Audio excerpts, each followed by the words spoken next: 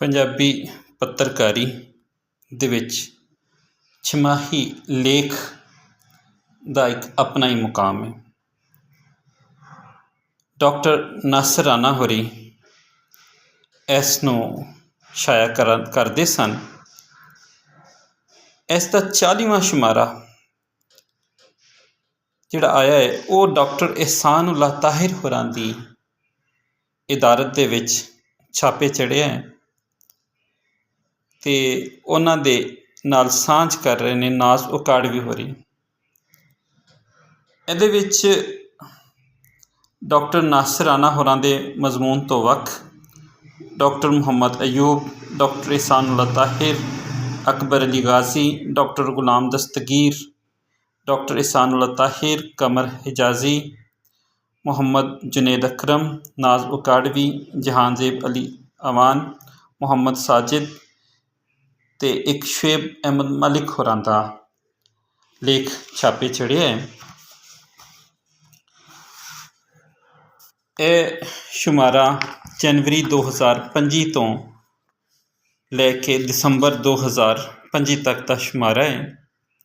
ਇਹਦੇ ਕੁੱਲ ਸਫ਼ੇ 96 ਰੱਖੇ ਗਏ ਨੇ ਅਤੇ ਇਸ ਦਾ ਮੁੱਲ 700 ਰੁਪਇਆ ਹੈ।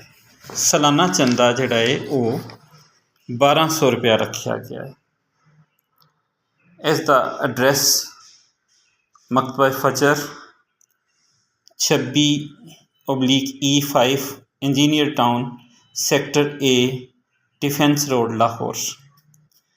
ਇਦਾਰੀਏ ਦੇ ਵਿੱਚ ਗੱਲ ਕਰਦਿਆਂ ਹੋਇਆਂ ਡਾਕਟਰ ਇਹਸਾਨ ਉੱਲਾ ਤਾਹਿਰ ਲਿਖਦੇ ਨੇ, ਮੈਂ ਤੁਹਾਡੇ ਕੋਲੋਂ ਕਦੀ ਵੀ ਚੰਦਾ ਨਹੀਂ ਮੰਗਾਂਗਾ, ਸਿਰਫ ਇੱਕ ਗੱਲ ਦੀ ਉਡੀਕ ਰੱਖਾਂਗਾ ਕਿ ਤੁਹਾਡਾ ਜਿਹੜਾ ਵੀ ਮਜ਼ਮੂਨ ਆਏ ਉਹ ਕੰਪੋਜ਼ ਹਾਲਤ ਵਿੱਚ ਆਏਗਾ। ਇਨ ਪੇਜ ਵਿੱਚ ਆਏਗਾ। ਈਮੇਲ ID ਦੇ ਦਿੱਤੀ ਹੈ, ਫ਼ੋਨ ਨੰਬਰ ਦੇ ਦਿੱਤਾ ਹੈ।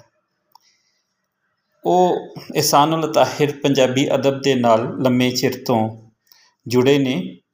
ਆਪਣੀ ਤਹਿਕੀਕੀ ਤਨਕੀਦੀ ਮਜ਼ਮੂਨਾਂ ਰਾਹੀਂ ਉਹ ਹਰ ਮਹੀਨੇ ਕਿਸੇ ਨਾ ਕਿਸੇ ਅਦਬੀ ਪਰਚੇ ਵਿੱਚ ਨਜ਼ਰ ਆਉਂਦੇ ਨੇ।